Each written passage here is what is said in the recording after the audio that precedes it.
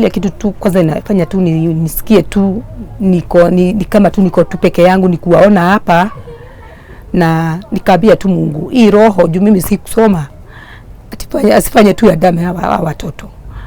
Afadhali tu Mungu afungue njia wasome, ile si kusoma. Ndio kama sasa hata ni kitu, hata kama ni bank ama hata wapi, hawa ndio atakuwa macho yangu. Kwa hivyo tu ningeomba tu Mungu tu wasome, hata kama watapata kitu chochote wasome. Hiyo kitu isikuwe ni kama kitu ya kuachania ya kuachiana. Mimi si kusoma pia na wao pia wakwe tu kama mimi ndio nyanya yao. Na sasa ndio mimi ndio mama yao. Sasa unaona?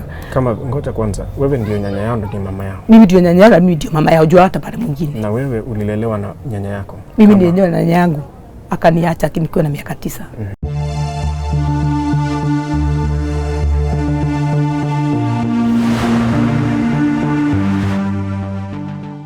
Tuko family, hello there. Mimi naitwa Kingori Wangeshi. Si unanikumbuka? How are you doing? As you can tell, niko magorofani. Manake hapa panaitwa gorofa 7. Ni part ya Kayole ama ni part ndogo ya Kayole. Na niko hapa ili tukutane na Hannah Waithera ambaye atatueleza story yake, vile anavyoishi na watoto 4 ambao ni yatima, na atueleze kwa nini ako na haja sana ya wao kusoma, kwa sababu pia yeye hakusoma na alilelewa na nyanyake. Sasa hivi ameachiwa watoto na mtoto wake, yeye ndiye nyanya, ndiye mama, ndiye baba. Wacha tusikie story ya Hannah Waithera. Na kama huja subscribe, tafadhali subscribe, na our Patreons tunawashukuru sana. Tusikie story ya Hannah Waithera.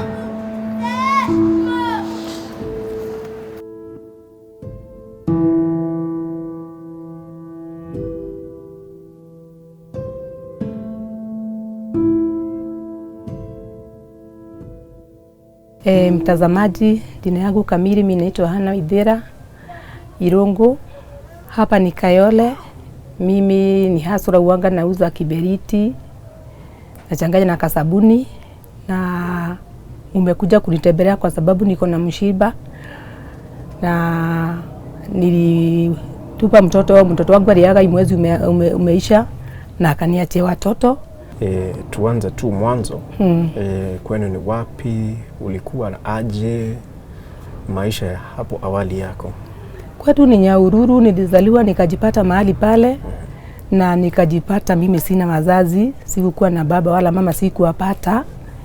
Ule mzazi ningeita mzazi wangu nipata nyanya yangu, ambapo alinilea na upendo mwingi, lakini akaniacha, akaniacha nikiwa na miaka 9. Sasa kuanzia hapo nikaasha sasa kungangana na maisha. Okay, na miaka 9. Nikiwa na miaka 9. Ulielekea wapi? Nilielekea tu huko mjini, na mahali nilipotelea tu nilienda nikapata tu kazi ya kuajiriwa ya kulisha. Sasa nilikuwa naenda pale nalisha, mtu ananiandika na nipe mwisho wa mwezi 30 bob. Lakini hata zile 30 bob singeweza kupewa, juu singeweza kuitumia. Tulikuwa mingi sana wakati ule. Kwa hivyo na singejua hata kuhesabu masiku nione mwisho wa mwezi sasa umefika. Na kama ningejua singeweza kuitisha mshahara, kwa sababu tulikuwa na ile kutii wazazi. Kwa hivyo singeweza kuface ule mtu nimwambie sasa mwisho wa mwezi umefika. Sasa kienda tu akiniletea sadak, ananiambia hiyo ni ya mshahara, naridhika. Kienda tu akiniletea kangu hata kama ni baada ya miezi 3, naridhika. Nikakuwa hivyo hadi nikakuwa mtu mzima. Na sasa Nairobi ulikuja namna gani? Nairobi nilikuja kuajiriwa kazi ya nyumba huko kwa Dandora, na nikakuja nikafanya kazi pale, na nikawachana na kazi ya nyumba. Sasa nikaenda Marikiti nikaandikwa kazi ya hoteli, na ndio nikaasha sasa maisha. Ulisoma? Kusoma si kusoma. Hata kidogo? Hata kidogo. Hukuingia primary? Si kuingia primary. Hata kidogo? Hata kidogo. Kwa hivyo unajua maisha ya Nairobi tu? Mimi najua maisha ya Nairobi. Haya, sasa na kuolewa? Kuolewa si kuolewa. Lakini ulikuwa na watoto? Nilikuwa na watoto 2. Mungu anibariki na watoto 2. Baba ya hao watoto ako wapi? Unajua hiyo tu ni ile tu ya kudanganywa kuwa pale msichana, lakini venye nilikuja sasa nikajijua na nikajielewa, na mimi sasa nikakuwa mtu amekoma. Sasa siku za mtoto mwingine. Okay. Sasa tuko hapa siku ya leo kwa sababu ya hao watoto 4 uliniambia uko na wao. Niko na wao. Kulifanyika nini? Watoto wanne, huyu msichana wangu mmoja ndio first born. Alitoka hapa, nilimulea na akatoka hapa na akaenda na huko pande za Naivasha. Na akaenda akabarikiwa na watoto. Lakini aliingia kwa grupu mbaya. Hii ya madawa, ya pombe. Sasa akazaa watoto na hiyo kitu ilimsukuma hadi akaaga. Ni kumaanisha nini ilimsukuma? Hiyo ugonjwa, hiyo pombe ya sasa akaenda akagojeka. Na akienda hospitali hakuweza kukunywa dawa venye inastahili. Juu amesema ni kansa, sijui na TB ya mafupa. Juu ya baridi. Sasa hadi ikamuua. Sasa akaniachia watoto 3 na sasa niko na huyo mwingine wa 4. So wewe ndio unaishi na hao watoto? Mimi ndio naishi na hao watoto. Mnaishi kwa hii nyumba? Tunaishi kwa hii nyumba. Hii nyumba inatoshana aje na mnalala namna gani? Hii si watoto wanalanga chini wawili. Mmoja analala kwa kiti, na mimi nalala kwa katoto hapa na kwa kadogo hapa. Wako aje kijana, vijana wa kiume na wa kike wamechanganyikana namna gani? Wamechanganyikana, vijana ni 3 na msichana mmoja. Wote mnaishi na wao hapa? Wote tunaishi na wao hapa.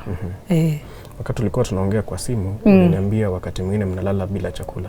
Sasa zingine hata leo isipokuwa ni watu wachache tu kukua na kitu. Juu pia mimi nilikuwa mgonjwa na muda usioenda sana nilikuwa mgonjwa sana. Na hiyo ugonjwa nikapelekwa hadi Theta nikafanywa operation. Ni ugonjwa gani, niruhusu nikuuliza, ni ugonjwa gani ambayo ilifanya ufanyiwe operation juzi? Nilikuwa na growth kwa tumbo. Lakini ilitolewa? Walitoa. Hiyo ugonjwa ilikusukuma sana na pia mzigo ya watoto? Ilinisukuma St. Francis nilikaa siku 10, siku 21. Kenyatta nikakaa siku 10 na huko nifanywa operation nikakaa siku 10. Sasa ikakuwa imenifinya sana. Sasa hiyo kitu bado tu wanga inanisumbua juu hata damu niliwekwa mingi sana. Sasa kutoka ile wakati mwili yangu tu ikakuwa tu ni kama tu nimedhoofika kabisa. Sina sasa ile nguvu ya kwenda kuchangamka, sina nini. Kama wakati huu wa mawingu na kumangwa na kila mahali. Lakini tunajitia moyo juu mimi ndio mwenye hii boma, mimi ndio mama na mimi ndio baba. Inabidi tu nichangamke. Kwa hivyo kupata chakula nao ni ngumu juu hata ile sabuni nilikuwa nauza, sasa hivi sipatangi hiyo sabuni, sina pesa. Na hii kitu tena ilikuja ikanigusa sana. Sasa kulala njaa, tunalala njaa, watoto hawasomi. Yaani hatuna mbele wala nyuma. Sasa Samaria mwema ndio wanakujanga, wananipea pole, wanatuapea hata kama ni kaunga, wanatupea hata kama ni Kenya tu kukua nacho, hata kama ni chakula hiyo siku, tunashukuru Mungu. Tutazungumza zaidi, lakini umuhimu wa marafiki kama wale ambao tumepata mkiwa na wao hapa, mnaomba na wakatueleza kuwa wanakuja kukutembelea. Umuhimu wa marafiki ni gani katika maisha yako? Umuhimu wa marafiki, mimi tangu nizaliwe sijawahi ona mtu akulilia, yani sijawahi pata kifua ya kulilia. Kwa hivyo sasa wakati niko hapa, hata nikiwa tuna ungumu kwa moyo, sina mtu wa kuambia ile maneno napitia hata ama ile changamoto napitia. Kwa hivyo akikuja naelezea hii na hii na hii, kama chakula sina tunaongea, yani nasikia niko na mtu wako sijawachwa, niko na mtu wako karibu na mimi, hata nipeleka mbali mahali tu amenitoa na mahali amenifikisha, ananipea mudi ya kuendelea sasa. Jusa kama leo amekuja ameniletea boga kama ile na ameniletea kaunga. Sasa unaona amenipea mudi ya kuendelea sasa. Kesho leo tutakula, kesho naye Mungu atutangulie. Kwa majina naitwa Nancy Buta na tumekuja hapa kuona Ann kwa sababu ni mshirika wetu, tunashiriki pamoja. Kanisa yetu inaitwa Fountain of Hope, iko hapa Kayole. So tumekuja kumuona kwa sababu alipatwa na msiba, akapoteza msichana wake, na yule msichana alikuwa na watoto. Na hao watoto yeye ako na wao sasa, na kwa vile sasa ni watu wa Mungu, tunaamini mambo ya kusaidiana. So tunakujaga mara kwa mara kumuona, kama leo tulikuja na hawa marafiki zangu, mimi nikiwa kiongozi wao, wakanileta tukakuja kumuona ili tumuhimize, ili at least tukiwa na kitu kidogo kama unga tunamletea, na kuja at least kumtia moyo, kumwambia hii ni mapito tu, kumuhimiza na kumwambia Mungu ako pamoja na yeye. ndio sababu tuko hapa.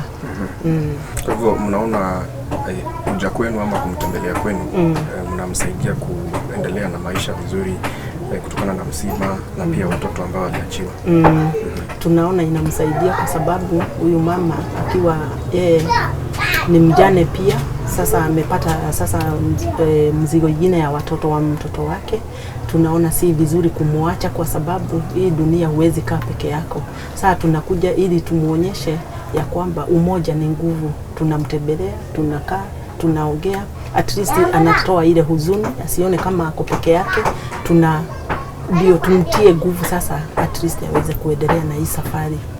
Hizi mboga ambazo tumepata hapa, wao ndio wameleta? Ndio wameniletea, na wakaniletea unga, wakaniletea sukari. Kama hawakukuja?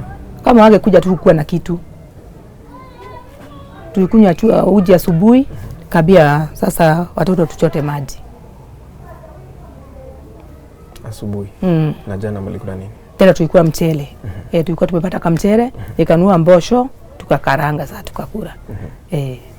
Na sasa vile haukusoma.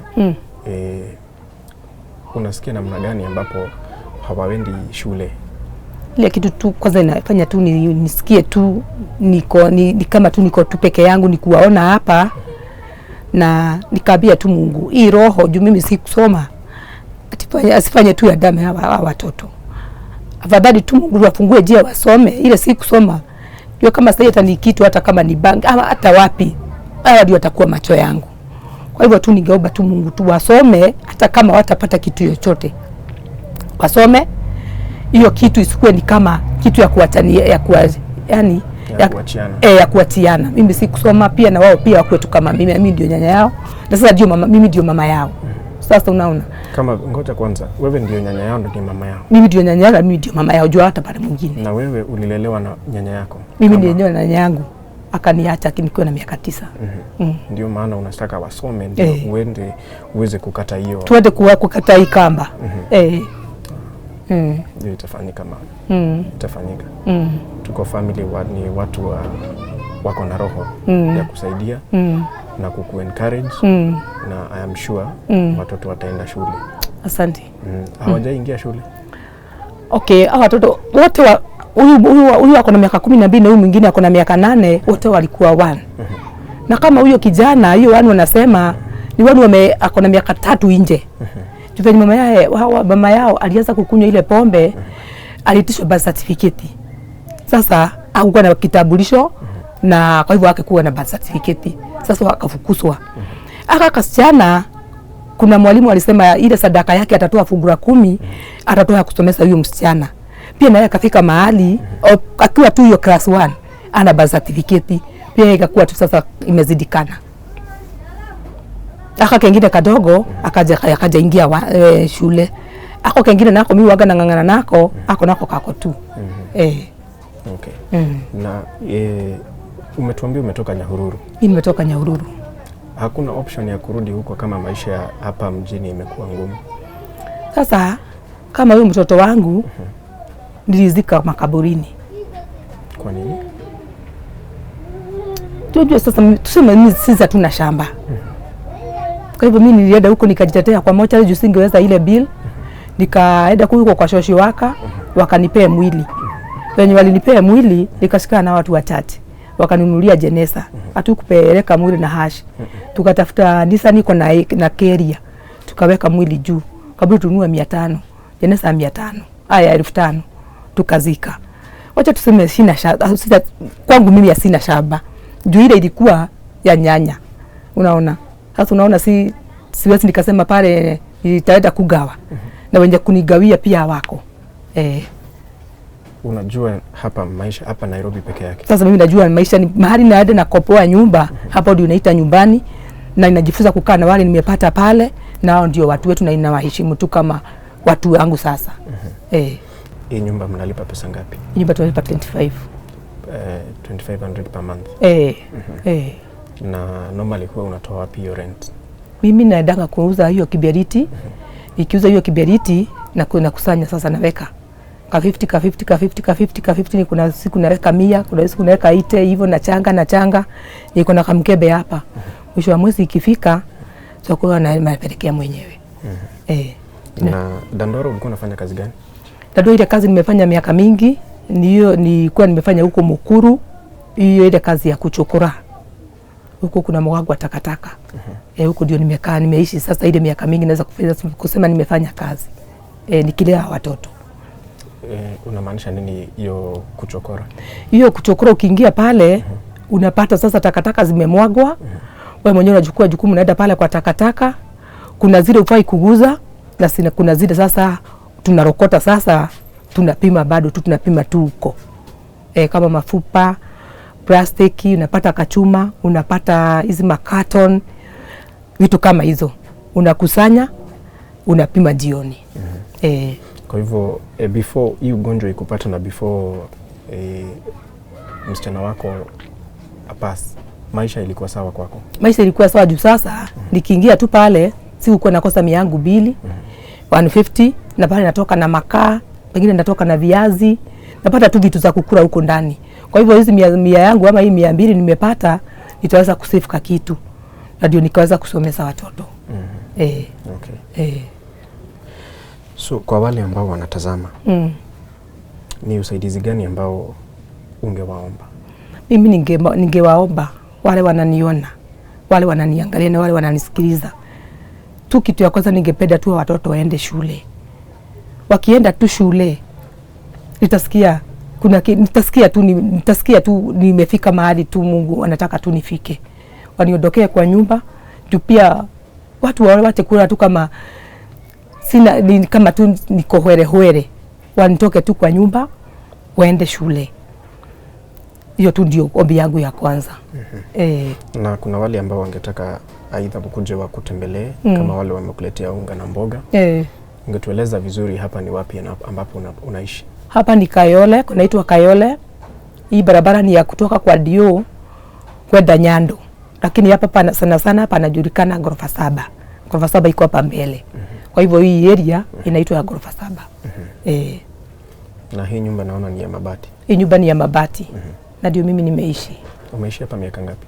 Hapa nimeishi karibu mwaka moja. Nilikuwa huko juu nikashindwa na kulipa ingine pale. Nikaona tu nikuje tu nikae tu hii. Na unasema watoto wajaenda shule. Walienda shule mara ya mwisho lini? Wako nje. Wako nje. Kuna mmoja, huyu mkubwa kuna miaka 3, hiyo 1 yake anasema 1. Kama hajawahi kanyanga shule. Huyu mwingine na yeye bado tu alikuwa anasoma ile kusoma tu. Anasoma hiyo kitu, bado certificate pia inaleta shinda. Aka kadogo akajawahi ingia shule. Na huyu mwingine yako class 2. Mara ya mwisho ulienda shule ilikuwa lini? Nilikuwa nimeendaga. Ilikuwa kitambo. Kitambo? Ungetaka kurudi shule? Ungetaka kukua nini ukisha kuwa mkubwa? Nilikuwa nataka kuwa nini? Mtu wa kuendesha ndege. Mtu wa kuendesha ndege? Pilot. Ndio nataka kuwa. Sasa vile hauendi shule, unasikia ngaje? Mbaya. Ungetaka miss mabeshte wa shule, ma friends? Ungetaka kurudi huko? Tuna hope utarudi huko. Tunakuomba sana. Urudi shule. Ndio usome, umalize, ukasome pilot. Si ndio? Sasa miss mabeshte kama gani wenye ulikuwa na wao? Kasoma kina Katodi, kina Njuguna. Kwa soma kina Jiana. Wataka niende nisome nao, kwa marafiki zangu. Na ulikuwa namba ngapi ile exam ulifanya mwisho? Nilikuwa namba 2. Ulikuwa namba 2? Na class mko watu ngapi? Tuko watu 200. What do you mean? Ulikuwa namba 2 na mko watu 200? So ni mshapi hivyo? Unasikia ukimiss masomo? Tunaomba urudi huko manzi. Si ndio? Sasa wale wanakutizama, ni vile hatuwezi onyesha uso yako kwa sababu ya miaka. Ungewaambia nini? Naambia tu mimi nataka kurudi shule. Some na bidii. Na nianze kusaidia familia yangu.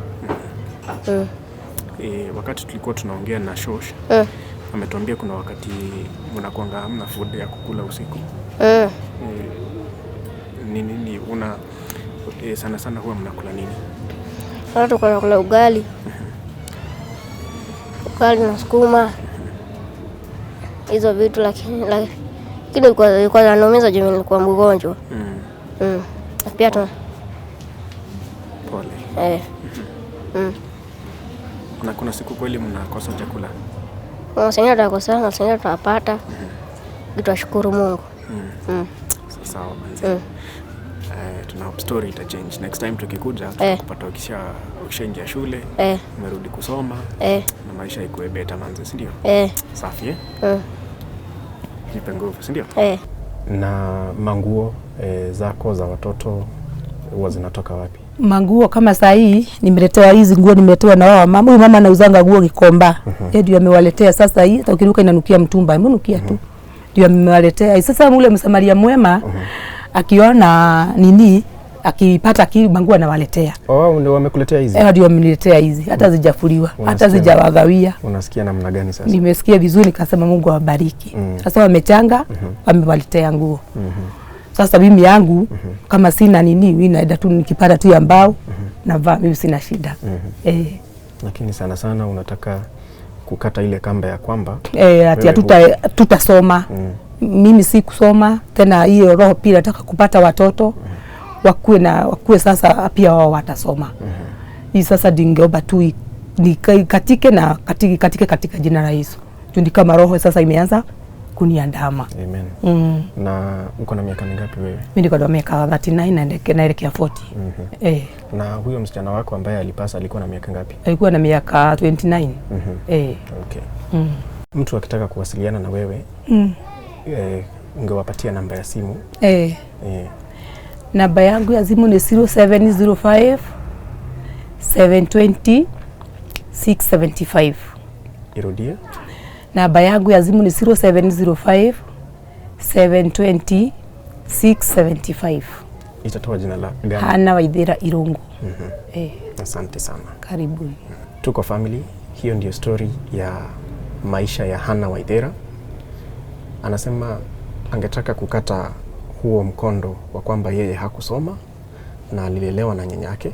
Sasa hivi kuna watoto wameachiwa na mtoto wake. Kwa hivyo sasa yeye ndiyo mzazi wa hawa watoto, na angeomba sana ikiwezekana waende shule ili wasipate maisha kama yale ambayo anapitia hivi sasa.